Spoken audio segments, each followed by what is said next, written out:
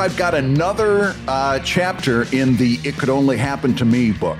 You ready for this? The Only Happened to You book, yes. As you know, the studio right next door has been vacant for quite a while here in the building. Yes, you told me about, by the way, that you rent in Philly a beautiful old studio space, and there's a gigantic studio space right next to you, right? Yeah. In fact, I came this close to getting it because it wasn't that much more expensive. I just didn't, there was a lot of partially, I just didn't want to move all this shit. Yeah. And I'm looking around at your studio behind you. Yeah. Yes, I agree with you. I've got this place crammed to the rafters with memorabilia and stuff.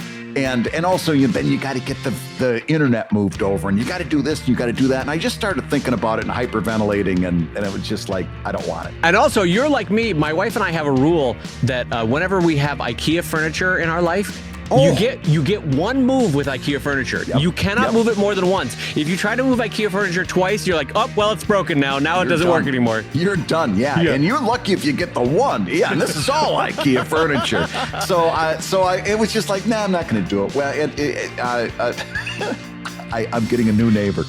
I love it so much. This could only happen to me if I had to have you guess, because the reason I say it could only happen to me, it's vaudevillian in its humor. It's vaudevillian. If you had to guess, what would be like the worst possible scenario if on a vaudeville sketch, somebody came up and said, hey, Joe, I heard you got a new neighbor. It's a blank. How would the other vaudevillian comic answer that question? Well, by way of history, you've already had terrible, because about 3 or 4 years ago, I would call you and you would be like, oh, hold on, the sculptor next door is using his power tools. And I'd be like, what? I'd just be like, in the background. I was like, hammering away. You'd hear everything next door. Yeah. And so, like, I don't know, what would be worse? To me, it would be like clowns, like if Barnum and Bailey moved in. You just all day hear long from next door, honka all day long. They're over there filling seltzer bottles and baking banana cream pie. So who is it? What would you get? What'd you get? Are you ready for this? It's a tap dancer. It's a tap dancer. They said, hey, Brad, we're going to do a sound check, because I guess there's somebody above that's... sound check? They already know they're in trouble if they're going to do a sound check. Yes, and there's somebody renting upstairs that's an apartment, so it's residential, so they need to know how much of the sound is going to go up through the ceiling. And all of a sudden, this music just blares. Just all of a sudden, just a flood of music, and I hear... And I'm like, are you fucking kidding me? I'm sitting here, my eyes are crossed. I'm like, really? This is it? It could only happen to me. Now, I'm told, by the way, I haven't met the person. But they're probably the nicest person in the world. And I've got nothing against them. I'm told they're going to practice at night. And if that's the case, there's no skin off my nose at all. But they're it's just, it's like, I want to make this clear. I have no problem with the person. The funny part is that you could not have filled that blank in with a more vaudevillian answer than tap dance. I mean, when you say tap dancers, here is honestly what I picture. Do you remember in the Muppet Show, around the second act of every show, they would do the sort of interstitial, like between acts, and like 40 pairs of Muppets would come out and twirl dance, and then they would do one-liners. And so I'm imagining a room full of Muppets just tap dancing. You just got Scooter in the background, happy feet, boom, boom. I got those happy feet.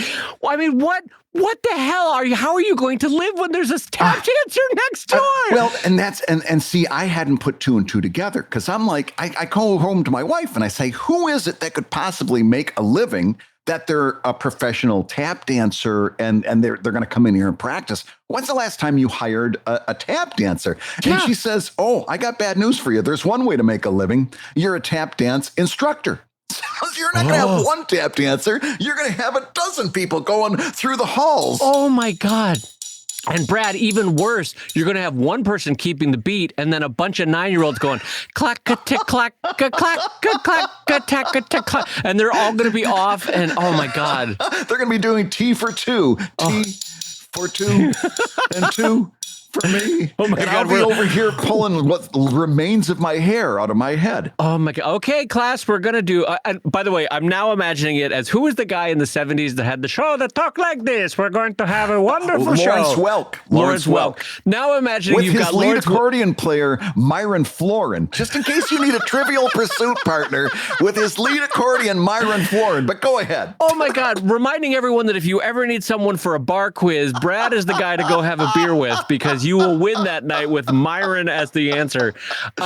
No, now I'm imagining it as like you're going to have somebody next door. Okay, children, now we're going to do skidamarinka-dinka-doo. Here we go with the skidamarinka-dinka-doo. Skidamarinka-dinka-doo. Oh my God, Brad, tap dancers. This is literally my nightmare of who I would have as a neighbor. A tap dancer. Oh my. Honest to God, though, honest to God. Why would you be so professionally able in tap dancing that you would have to rent a studio? This doesn't make sense. This doesn't line up. And they're going to be making meth next door. That's what this is. Well, if I'm lucky, because meth is nice and quiet. Just a lot of bags being moved in and out constantly. But oh my God, Brad, a tap dancer. We're going to need updates as the weeks go on because I need to know how this goes. And I need to know if you ever are able to scout out the person going in or out. Because what if it's somebody that just like their spouse is like, you're renting a space.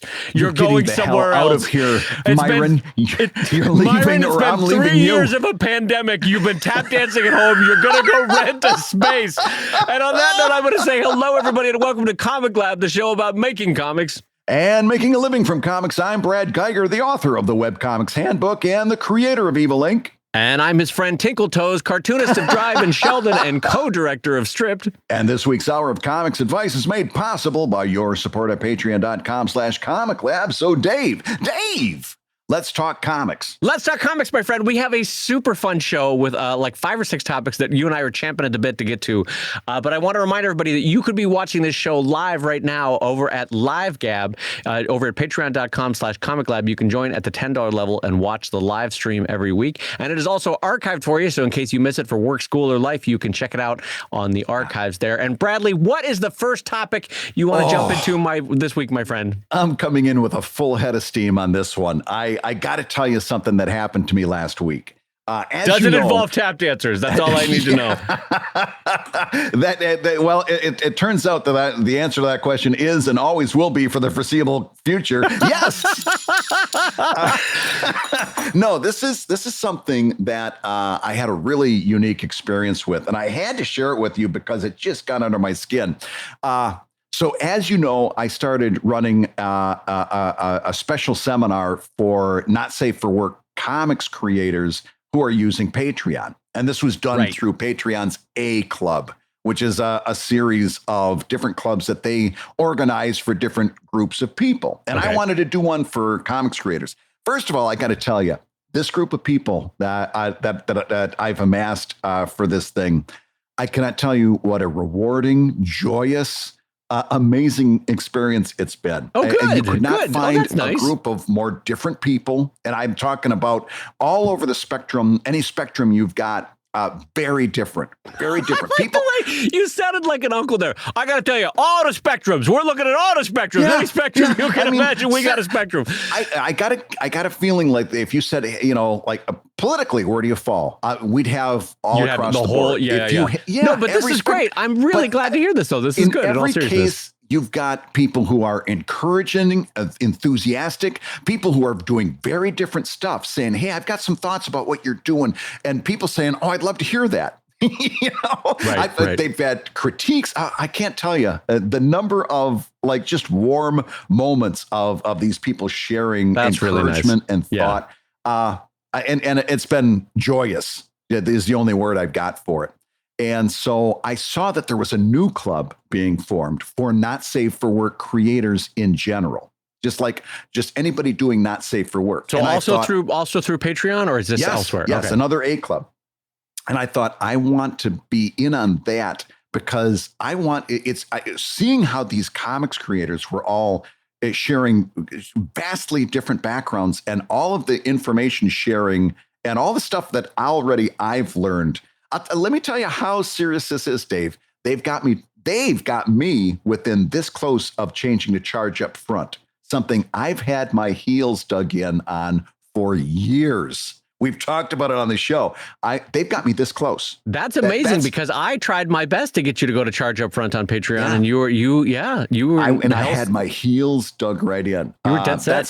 That's so. But I've seen such the power of sharing this information back and forth, and I thought, how much cooler would that be? If you had a whole bunch and this you group want more of it, right? You dove in with one group, and you're like, this is wonderful. I want more. Not of this. only that, but like you've got romance authors dealing in erotica. You've got cosplayers, you've got performers, you've got people, either photography or shooting video. You've got people right across the board doing lots of different things. You've got regional college professors with a ponytail in the back and bald up front that do some modeling occasionally. Do a little bit of live drawing modeling. Yes. Right. Yes. Lloyd with the second L for love. Yeah, you've got, and I thought with all those varied backgrounds, how much could I learn from this? Absolutely. Yeah. Well, I found out the answer to that question, and the answer is not a whole damn lot. I got to tell you, they started out, and it immediately, the conversation very quickly turned to the fact that Patreon does not allow not safe for work creators to show up in their search. If you go to patreon.com, you put a search in. If you put my name in, you will not find my Patreon campaign because I'm not safe for work. Right. And they were convinced. They were first of all, this meant that Patreon was bad. This meant that Patreon was against them and holding them down. It was the reason they were failing or not doing as well as they thought they could be doing. And there was no attempt to understand the why behind the what. There was no attempt to say, well, why is this happening? Which, by the way, I can kind of help you out there. It's one of the ways that Patreon is able to keep not safe for work creators is that they're able to fly under the radar. If they put that stuff up in the search, then all the religious groups, they become a target for that. Credit card companies that consider not safe for work to be high risk transactions, they become a target for that. They could Patreon could put not safe for work creators in the search tomorrow. They'd have to get rid of all not safe for work by next Thursday. Right. So what I'm hearing you saying is Patreon is actually doing everyone a solid by keeping it on the DL so that they can fly underneath the radar of a lot of things that normally red flag credit card transactions, right? Is that okay? Yeah. That makes total sense to me. But in this group, they're like, why won't the world let us be awesome? Is what they're saying, right? Right. It was and bemoaning and this is the worst thing. And so I you know me, Dave. You know me. I could only stand so much of this. And also through doing consultations and through doing this show, I know that there's two ways that I could try to make a point. One of which is to say, you're all dumb now listen to it, listen to me. I'm going to tell you the right way to do things, which is why I want to say, but of course, if I say it that way, nobody listens because I'm being a jerk, right? There's another way to say it, and I've got it so well practiced because I've done it a few times. You're like, the shower, I went over this 15 times how I was going to say this. Yeah, because I've done this talk where I say, hey, listen, I want to share with you my experience and how I have gone about this, and maybe there's something in it that you can find applicable to you, right? And I said, that sounds very reasonable. You think. So I go, hey, listen, I've never lost a wink of sleep over not showing up in the search. And then I went into all the stuff I've talked about here a million times. Well, the big one is you build your audience and you bring it to Patreon, right? That's the main one. You don't build an audience on Patreon. You build it on social media and you bring it to Patreon and you funnel and the 4 C's and so on and so forth. I didn't get that far when the leader immediately shut me down and said that I was not honoring the truths of the other people in the room. I was not honoring their truth, David. And they did not want to hear about solutions. They didn't want to hear about strategies. They didn't want to hear about any of that stuff. They wanted to be victims. And I'm not talking about capital V victims where there's actual victimhood out there, right? People who are being treated badly, people who are not by other people or by society in general. Right, There's society has it out for them. We're not talking about capital V victimhood. We're talking about the kind of victimhood where there's a website that has a setting that you don't appreciate. That's the kind of victimhood we're talking about here. And they wanted to have that victimhood validated in the worst way. And so it's like, okay, so what does that mean for ComicLab? I want you to think about that. I want you to think about, because it's very easy to slide into that mindset. Because let's face it, victimhood is easy. It's easy to sit there and say, well, the world is against me, and so that's why I'm failing. It's hard to search for solutions. It's hard to say, oh, hey, this is not the way, this is not the most beneficial way. Now, knowing that, how am I going to make it work anyway? Right? We had that same conversation a couple weeks ago where we talked about long form comics, saying they say they have got it. It's more difficult to promote a long form comic on social media, right? And I said, hey, if you look for excuses, you'll find excuses. If you look for solutions, you'll find solutions, right? Well, I mean, which are you going to spend your time doing? You can say that's the case, but once you do that, you've got to start moving from that and looking for solutions. And it's the main thing I want to tell you today. For the love of God, if you're going to make it in this career, you've got to be able to shift from that first part where you say, hey, this is tough, to the part where you say, now, what am I going to do about it? Yeah, and a part of it is, at the most basic level, the optimism that with hard work and keeping your head on a swivel and research, those are kind of three pillars, you're going to be able to find some modicum of a workaround over pre-existing problems that are unsolvable. You know, in this case, the credit card transactions, unsolvable for you as an individual, right? You're not going to fix that. So how do you work around it? How do you work within Patreon system? All that sort of stuff.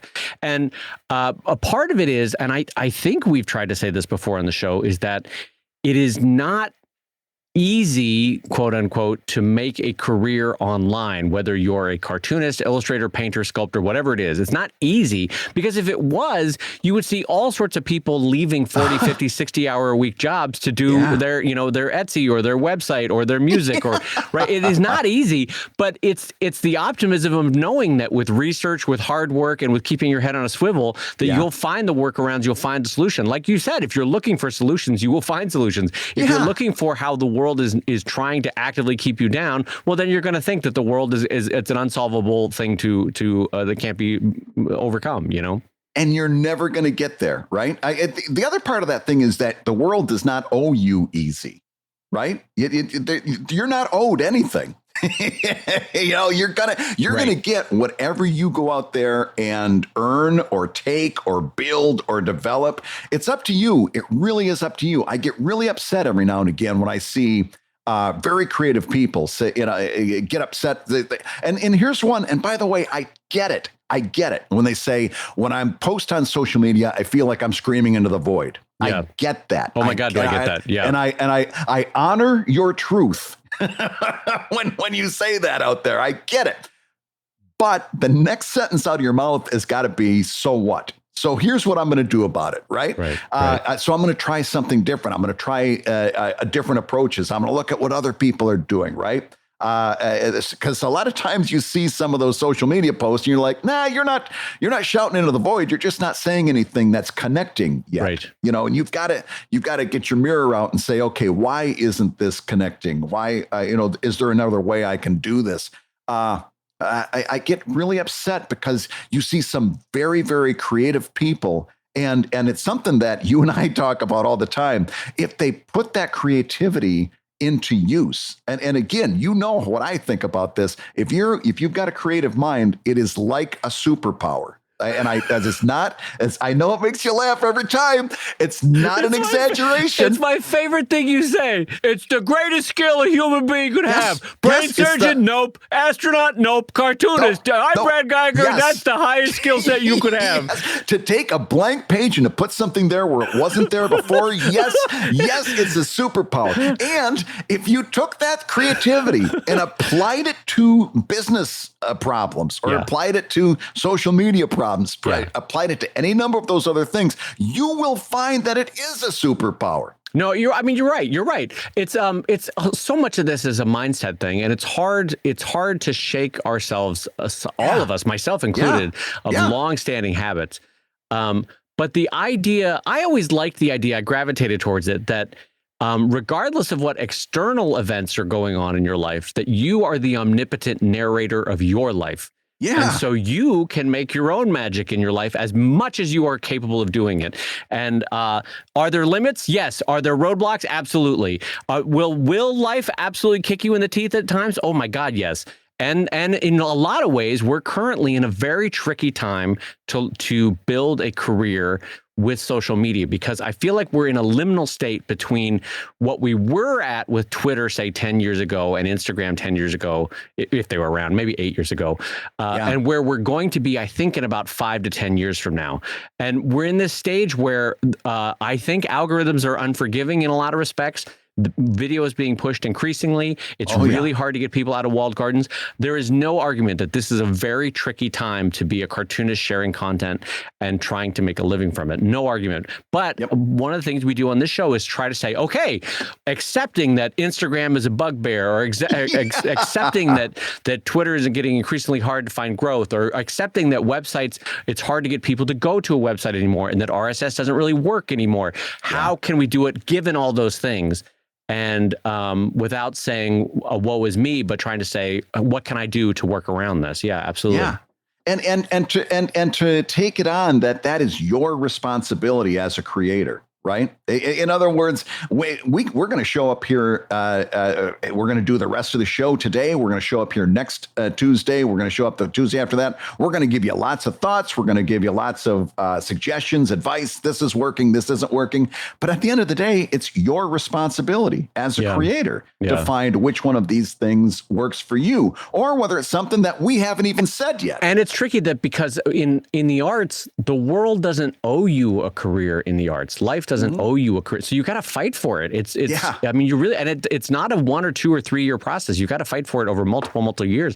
And that's why I always say you got to make your own magic, because nobody else can want your career for you. You've got to wake up in the morning and go like, all right, I've got my day job, but weekends, vacations, summers, I'm going to do whatever I can to get there. And it's an active fight. It's an active thing that you've got to be working on.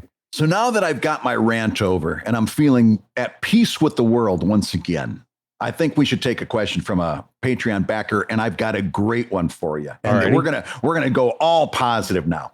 It's about books to learn by. This is from one of our new ComicLab backers named Cosmo, who says, "Hey, ComicLab, enjoy the show every week and look forward to the content. I'm very new to comics, and I wanted to know what books you guys recommend for a new comic artist to learn from, or even to use as reference. I enjoy the style of Marvel, but I've always gone through the majority of their books." Okay, this is a fun question, because they're asking not only for the how-to books, but also sort of the best of the best in terms of visuals, storytelling, panel design, character work, all that sort of stuff. Inspiration. Where can I look for inspiration? Oh gosh, this is fun. All right, well, I would start off with I always liked, I think it was McLeod's second or third book, Brad. Which one's, what's the one? I think it was Creating Comics. Creating Comics, thank you. Two-word titles. Yeah, Grandpa had a moment there. Yes, Creating Comics. I always thought he did a really excellent job with that one in terms of the nuts and bolts of making comics. And I, as far as the basics, the sort of eternal basics, the DC and Marvel books, there's really some good kernels, I think, in those ones. Those are the ones like How to Make Comics the Marvel Way. Right. I don't remember what it's like. DC's Guide to Lettering, DC's Guide to Inking, DC's Guide to Penciling, that kind of stuff.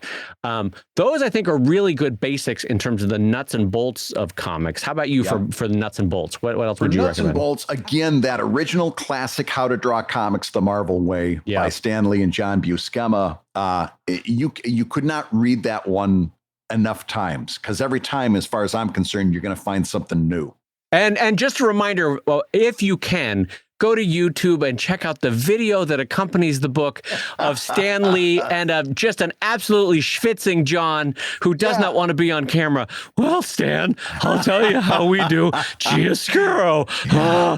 Okay, fantastic, John. Oh, this is great. Is this how? And we hold the pencil this way, John. Stan, who's never drawn a day in his life. And we hold the pencil this way. Is that right? Fantastic. Okay, great. Yeah, and John, just not a show person. John was a sweet guy, but did not like it in front of the camera. I can't believe they couldn't find somebody in the bullpen that wasn't a little more telegenic than John. Poor guy. But they couldn't have found a better artist. I mean, I know. God, I still look at those illustrations and drool. But so yeah, I'd say reread How to Draw Comics the Marvel Way. Of course, the new book that Nate Picos came out with on one of the most important parts of comics. It's called The Essential Guide to Comic Book Lettering. Oh yeah, it's very good. That in your library, and you want to actually read it. A lot of times, people buy a book like this and then set it on their shelf because they want to get the information by osmosis. Yeah. This is a thick book. There's a lot of pages there. You're going to be busy for a couple months understanding everything he's got to say there, but you really need to understand. Lettering is one of the most important parts of comics.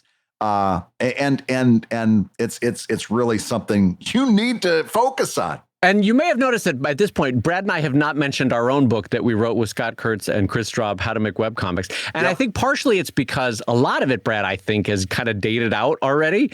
That book is there's dated. Sort of, let's say there's, I don't remember what there are, but let's say there's 10 or 12 chapters. I think half of them are probably still very applicable in terms of how to approach a career online. And then the other half, remember, we wrote that book, Brad, before social media was invented. Yes.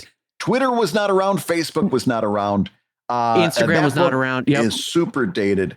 But I so will get that say, one from a library. Don't buy that. I already went through its 4 printings. There's enough of them out there, but don't. I'm not even going to pitch my book, which is the Webcomics Handbook, because really it's a business book. It's about building your business, building social media, and that's not the topic here. Right. So it's. Yeah, I'm gonna mention it at the top of the show. I'm gonna mention it, but I'm mention it every chance I get. I'm gonna mention where you can purchase it on my website, but I'm not gonna. Right.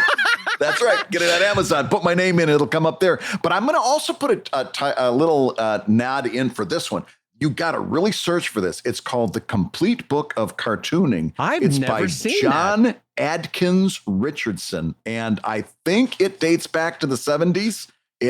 Speaking of things that are a little bit dated, but unlike, 1977, Prentice Hall, this remains, in my opinion, one of the best catch-all how-to books on cartooning and comics, even to the point of having a very good dissertation and an explanation of how 4-color printing works. You're breaking down into cyan, magenta, yellow, and black. Yeah. Such a good, and it covers everything from comic books to comic strips to single panels, even greeting cards, writing, drawing tools. It is such a good book. If you can still find it, you'll have to dig for it. If you can still find it, I recommend it strongly. I'm going to be honest here. In a very egotistical moment, I thought that I knew every book about how to make comics and comic making and comic as a career. I have literally never seen nor heard of that book that you just held up. And that's blowing my mind. I'm actively going to go find that on eBay and buy that because I've never heard of that book before. Still find a copy. But it was one of the early ones my parents got me when I was a little kid. I got it around 1977, 1978. Right. I was a young kid at that point, and I tore through it and I've read it cover to cover many times. Well, while we're throwing out oldies but goodies, again, this is a book that you need to ignore 50% of, but Lee Nordling, Nordling, had a book called Your Career in the Comics, which if I had to guess was probably published mid-'80s. I don't have it in front of me. Again, like Brad said, it's going to be a hard one to find. It's long out of print. You can probably find it on eBay, but maybe your library has it. It's one of those ones where Lee Nordling interviewed all the big comic strip cartoonists of the time.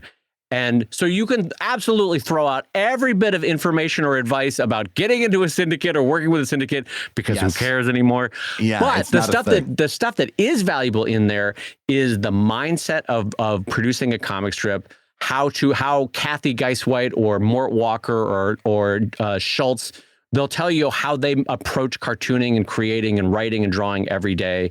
All of that stuff is really helpful from a creativity standpoint. Yeah. So throw out all the business stuff in that book, but maybe hold on to the creativity and cartooning stuff in that book. Yeah.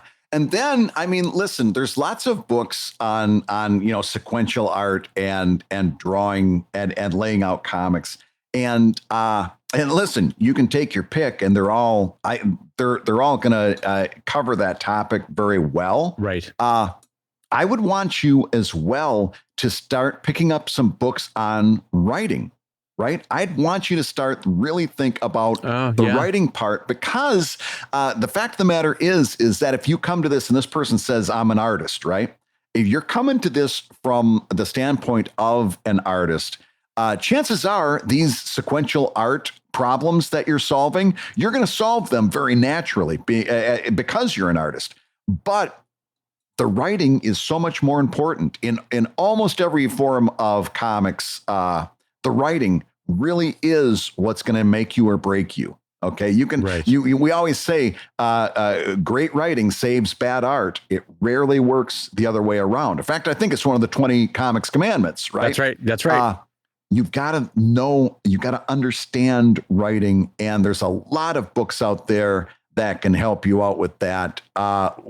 Any one of the books of that talk about the hero's journey is a good one, just to get that kind of concept into your brain. Also, I'm a big fan of Save the Cat, which was a book on screenwriting that has excellent advice on setting up narrative and so forth. I'd want you to go out and pick up a couple of books on writing in general, but screenwriting and that kind of writing, from my experience, tends to have a better crossover into what we do, especially like TV screenwriting, because what we do tends to feel episodic. That's my best guess for you. Is to look at those kind of things and to learn. Even if you're like an artist and you're like, well, I'm going to collaborate with a writer. That's great. And more power to you, but you still have to understand narrative. You still have to, you have to be able to produce that through your lines, through your images. You still have to understand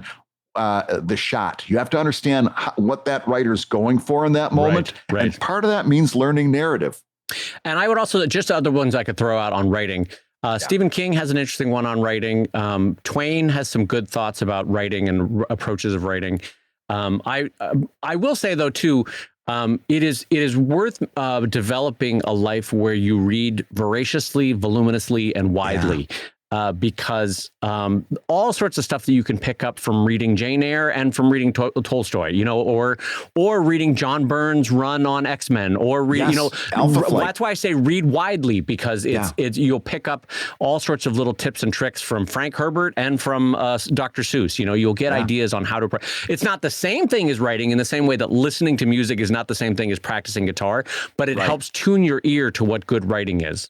And as important as it is to read good writing, I'm going to throw in read some bad writing. Yeah, read some Sheldon. Really crappy. I'm telling you. Just kidding. I've read some stuff where, especially, just looking for something to read. Sometimes you happen upon something that's an amateur level writing, and you learn so much about good writing by hearing writing done bad. Yeah. Right. Yep.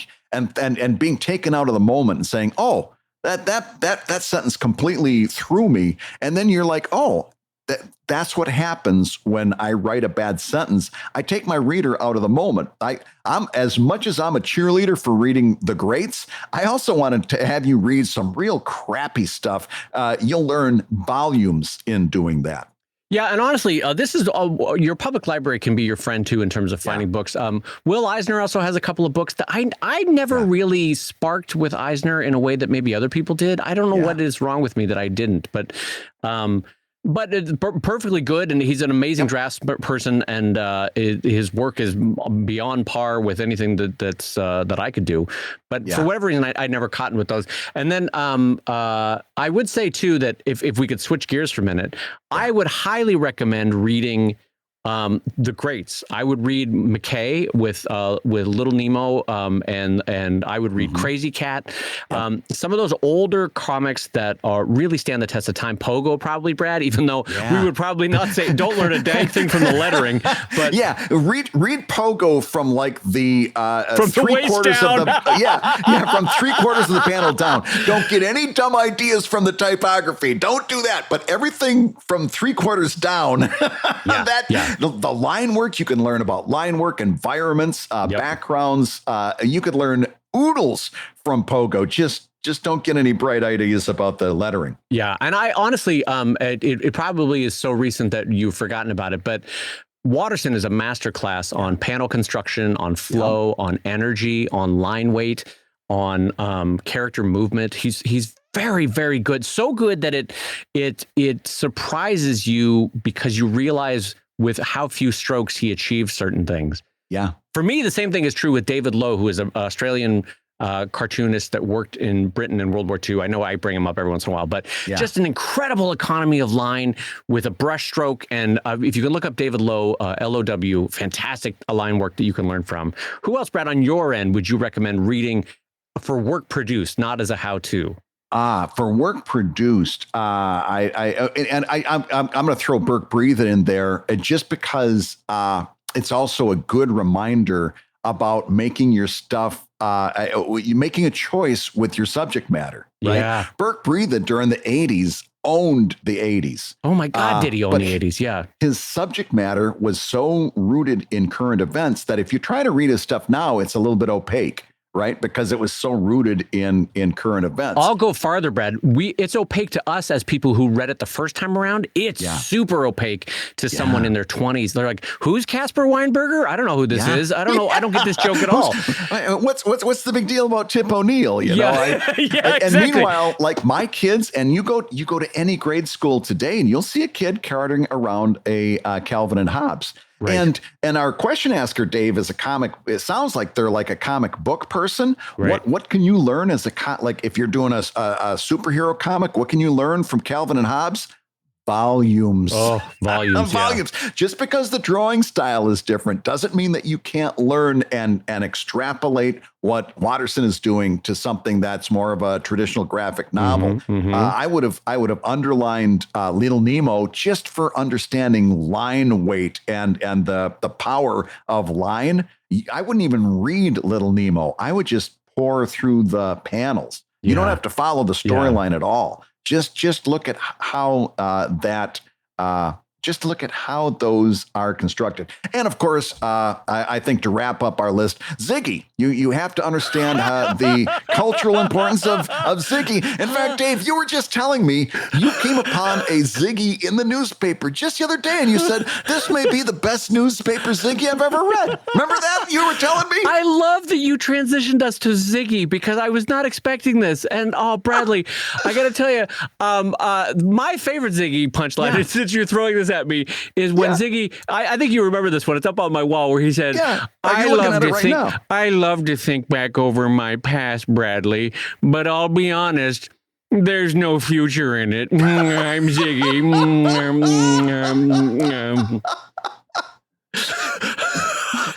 You're going to learn a lot from Ziggy. But I will say, I'll throw out a couple more. Watchmen is incredible for what you can do with a standardized layout in myriad ways in terms of, someone did the math on how many possibilities are with the gridded Watchmen layout. Yes. And it's a surprisingly... What's what?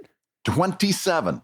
No, it's higher than 27. God damn you. God damn you. I love it. You threw me under the bus of that one. It's 4. There's 4 different possibilities.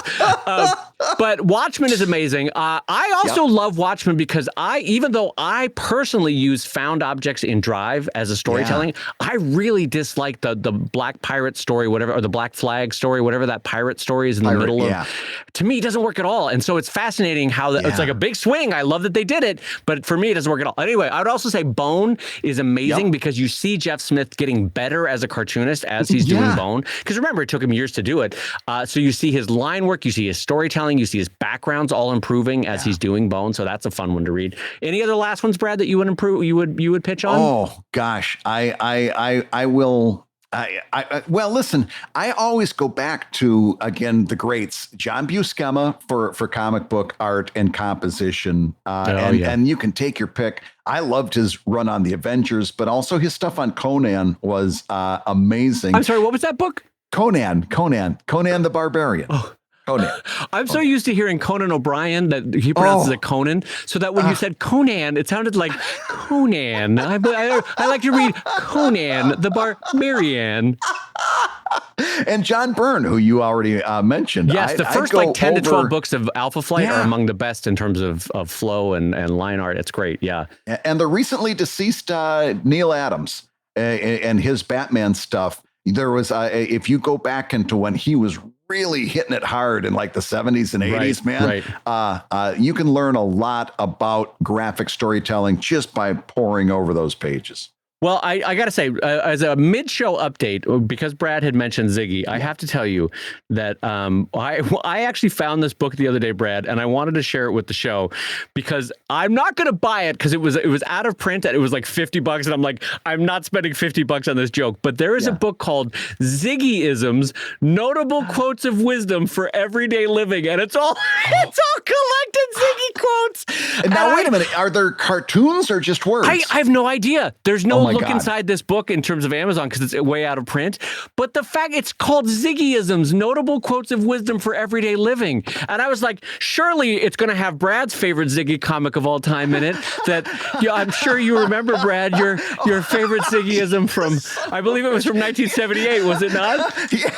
Yes. I as a matter of fact, Dave, I got to tell you, I took the old favorite that I used to have. And I put a new one. I put a new one on there, and this is my new favorite. And it goes like this: sometimes in life you come up short. Unfortunately, I'm 3'6". I'm Ziggy.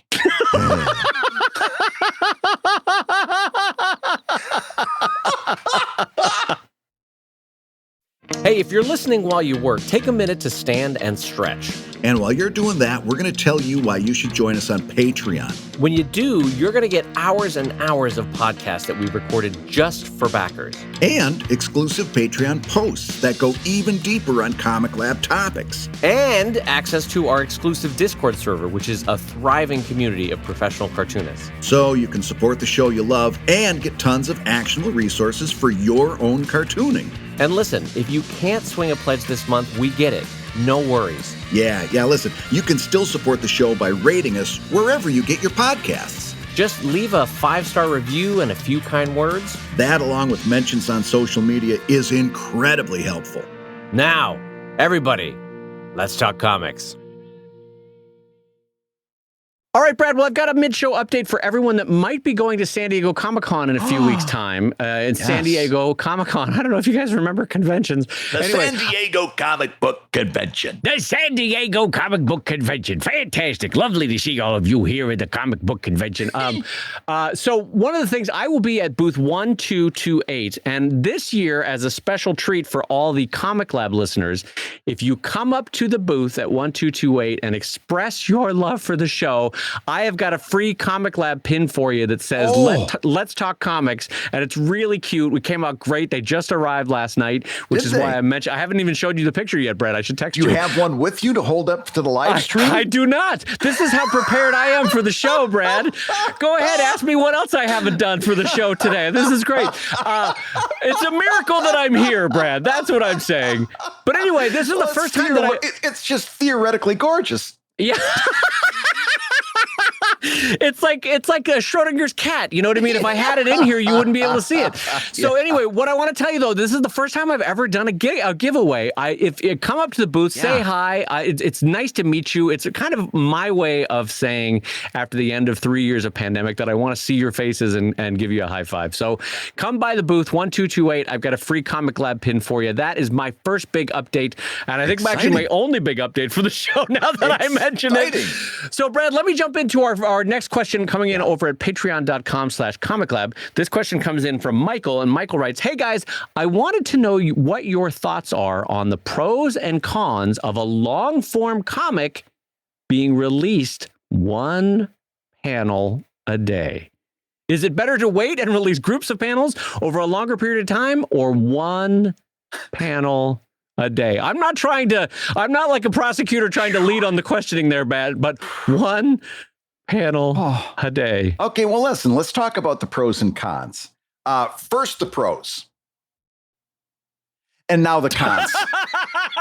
There are no pros. There are no pros. I cannot discourage you from this idea strongly enough. I can't imagine this ever working well. First of all, it's a long form comic. Yep. So you've got two choices for what that one panel is going to be. It's either going to be the standard one panel in a long form comic. For example, Joe comes into the room and says, "Good morning, everybody. I brought donuts." Well, if that's it, that's your panel. That's going to be what you post. That's your panel. There's nothing there, right? Or it's going to be, and you see people do this, you see people still trying to pull this off. It's one illustration, which is maybe kind of a so-so illustration with 10 or 11 word balloons all dotted all around, and there's word balloon tails zigzagging back and forth. It's a freaking maze that you've got to try to follow to see who's saying what, when, and to whom. Again, you get more than 3 word balloons in a panel, and you better be really watching your P's and Q's. Is it that going to be that kind of panel, right? And number 3, I don't know how many cons I'm up to yet. I'm going to lose count. But stop and think about your audience just for a second. Remember what we tell you. Your audience is sitting through a steady cavalcade of content. I meant to look this up. Somebody in the live chat, help me up. This number has to exist. How many pieces of content is the average social media viewer exposed to in a day? Oh, it's got to be a huge number. How many videos? 4. How many? You son of a gun! I did it back to you. You did it right back. No, but it's got to be a large number of videos, a large number of images, a large number of text messages. How many? That has to exist somewhere out there. Yeah. But let's just assume it's a large number. Right. And among all those things, they saw your one panel. Now you come back the next day. Now the algorithm is going to kind of make it so that they're probably not going to see that next panel. They're going to probably see the third one or the fourth one after that. Right. You're expecting them to eat, but let's say that you're magically, you found the magic hashtag, and you're going to make sure that your panel gets in front of that reader over and over and over again through your magic hashtag. Even with that, you expect them to memorize yesterday's panel so that they can understand today's panel. What you actually have here is a microcosm of the mistake that a lot of comics artists make on social media, and it's a microcosm. You're not giving a big enough story swing to matter. We always talk about on this show, frequent, consistent, significant. Yep. That third one's important, significant. It's got to be a significant update. So instead of trying to do one panel at a time, which I cannot get my head around, I would encourage you to do story swings that are frequent, consistent, significant. Give them enough in that moment. Thank God you got them there. You got their attention. You slowed the scroll. Now give them enough so that they have a reason to find your website. They have a reason to follow you on social media. Give them a reason to do something. This one panel is I can't see how it could possibly pull that off. What do you think, Dave? One panel a day. It's a great way to make sure that you can post an awful lot of stuff into the years, right? Brad, you're in Paris and you're walking around Paris and you see a little bread shop and ding-a-ling-ling, you walk into the shop and you're like, with your best French, Brad, you go, un croissant s'il vous plaît, right? And they go, of course, sir, we will get you the croissant. But then with a tiny little knife and a tiny little fork, they give you one little bite and they say, in 15 minutes, you'll get their next bite. Then they come back with I don't know why I said this in France. It didn't need to be in France. But like, it's annoying. It's not satisfactory. It frankly makes you want to walk away, which is all the things that your readers would feel if they only got one panel a day. They would be annoyed. It would be unsatisfying and they would walk away because frequent, consistent, substantive, those three kind of have to work together. to make a reader not only stop to read, but enjoy the read and then want to come back to read. And when it's only one panel a day, it's like serving someone individual strands of spaghetti instead of giving them a meal. You know, you're like, why would you do it this way? The way you're describing it is you were doing one panel a day. And so over 7 days, you would have a full page. Release that one day a week, release a page. Then it's frequent, it's consistent, and it's substantive, you know, and each page could have a big pow ending of some, whether it's emotional, whether it's humor, whether it's action in the comic. You know, fill in the blank with what substantive is for you there. But frequent, consistent, substantive, that could work over a 7 day period. Yeah. And also remember this, in the early days of webcomics, we had to put something out every day. We had to do it daily because it was ad driven. That's the whole reason. We told people it was free. That was marketing. It was ad driven. All right. That's throwing over all the cards. So it was ad driven.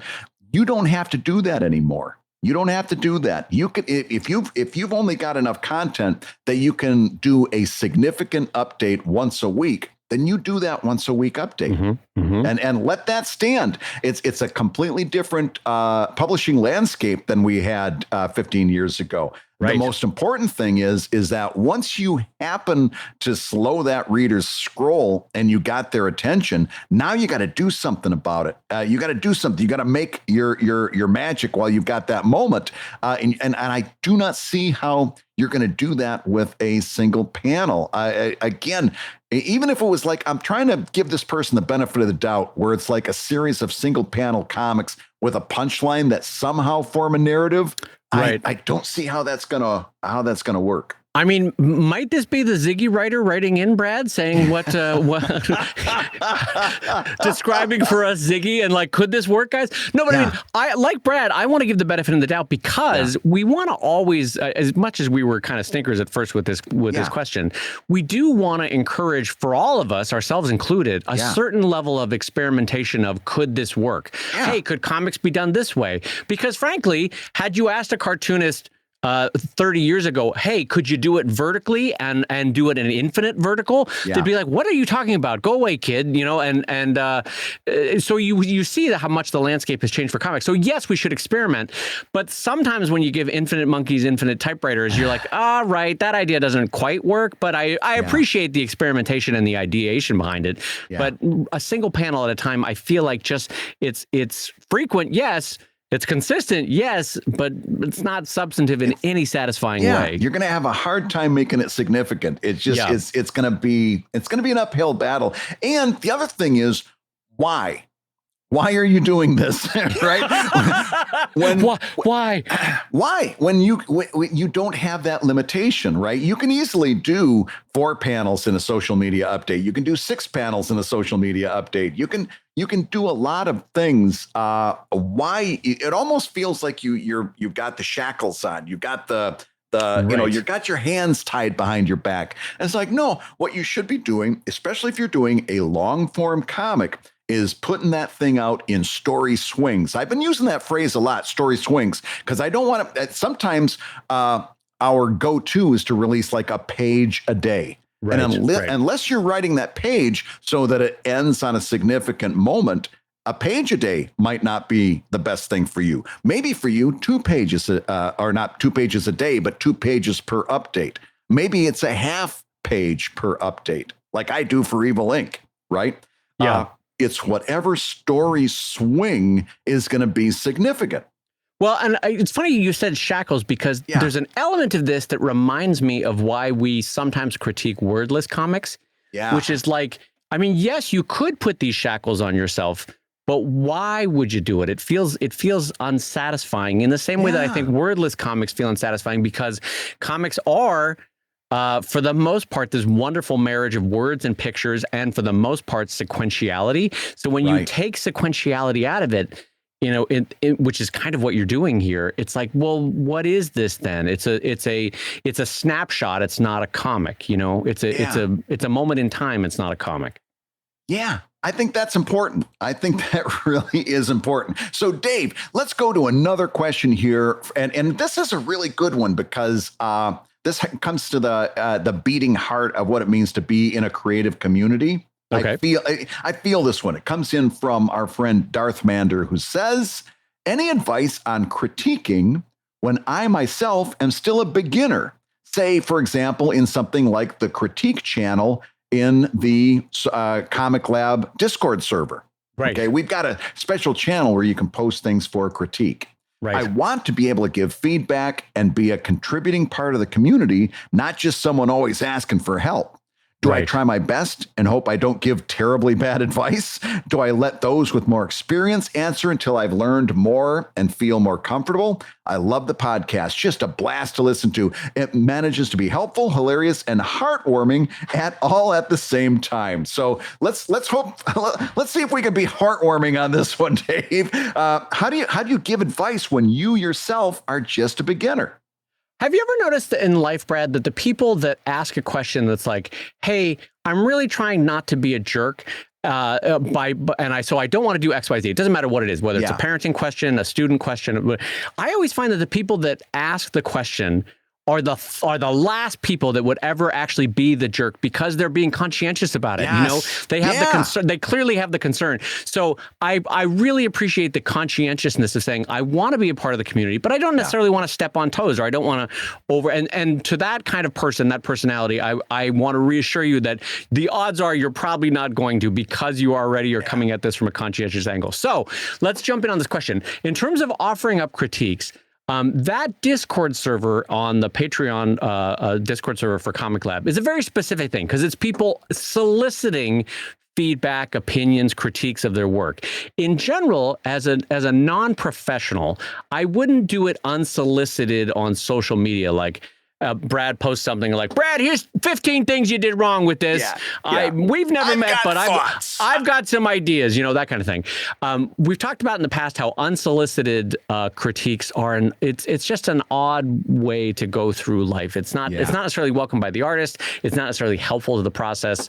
It's more of an egotistical swing. So I wouldn't do that. But in that specific Discord server, people are soliciting for critiques. And here's where I think you could come at it. You could say, listen, hey, I'm not a trained artist. Like, you could have a sort of caveat of like, I'm not a trained artist. I'm not yet put in my 10,000 hours on cartooning. But as a reader, since you're asking, I did notice this, this, and this. Or as a lover of comics, I would say blank, blank, blank. Or I find that in my own reading experience, I like blank, blank, blank. That kind of critique, I think, is actually very valid, because even though your artistic ability, your writing ability is not yet to where you want it to be, I think your editorial eye as a reader is probably more advanced than you think it is.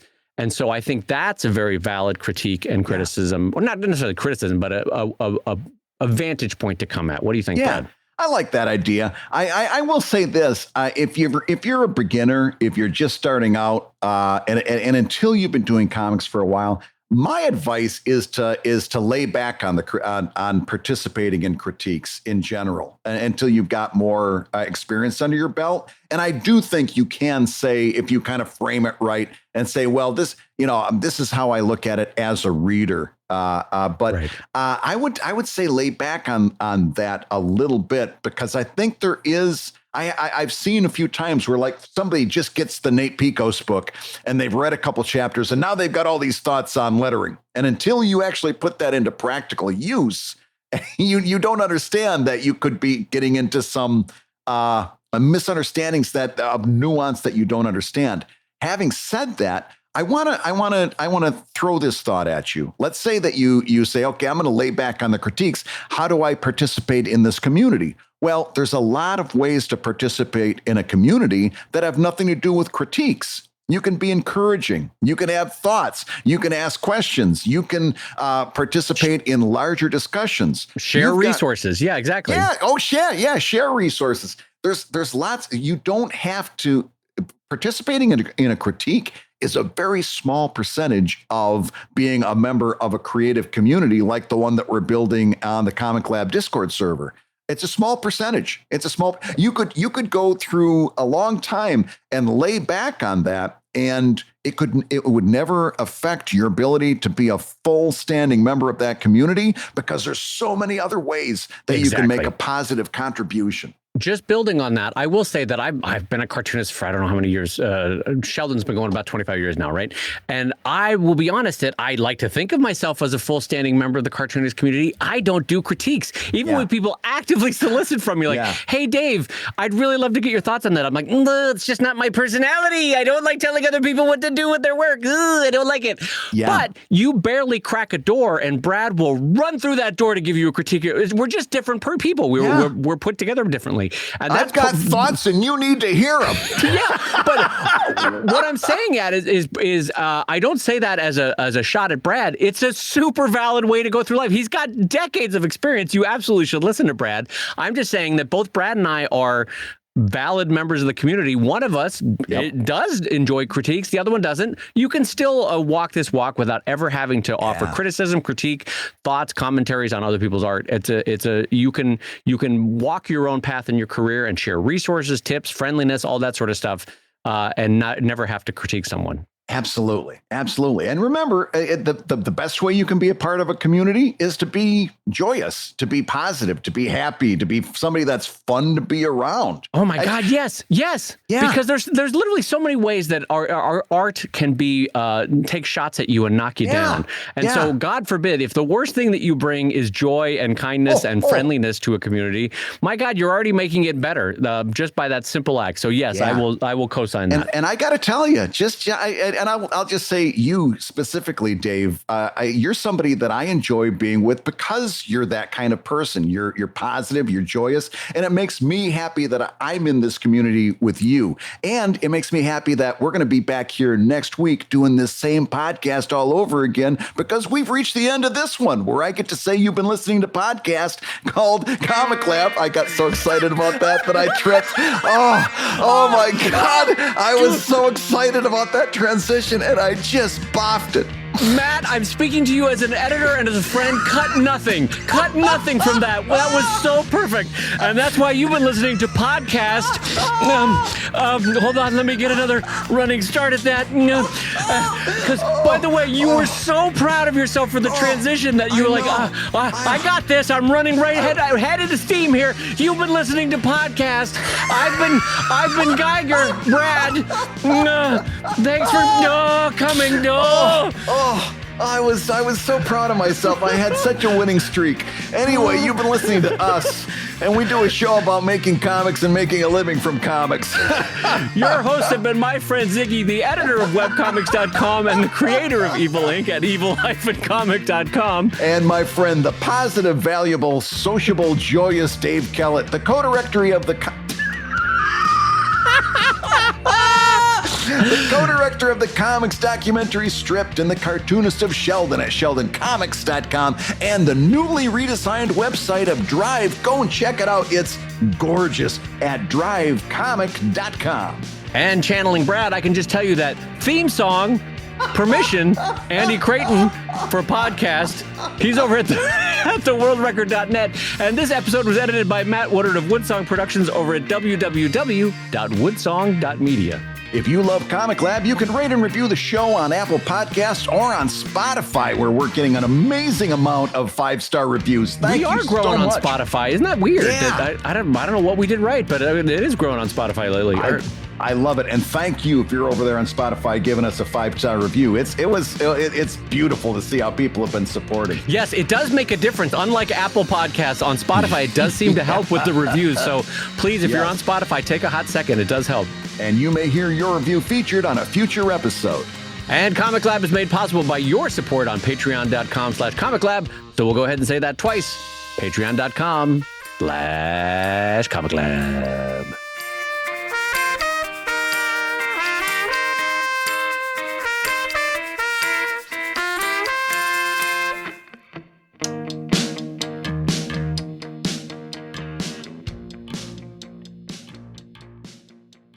So how's everything going over at the studio there? Oh, listen, things are going great. The thing about it is that, on the other side of the studio, we've got the tap dancer on one side. I didn't tell you who's coming in on the other side. It's a telegraph operator. So And then on the roof, unfortunately, there's that family of woodpeckers that just moved in. Did they not? That's right. The ones that just had the metal implants for their beaks. It's a woodpecker rescue. They take woodpeckers with broken beaks and give them nice metal beaks that they can use. No one has enjoyed badly beating two spoons together than Brad Geiger.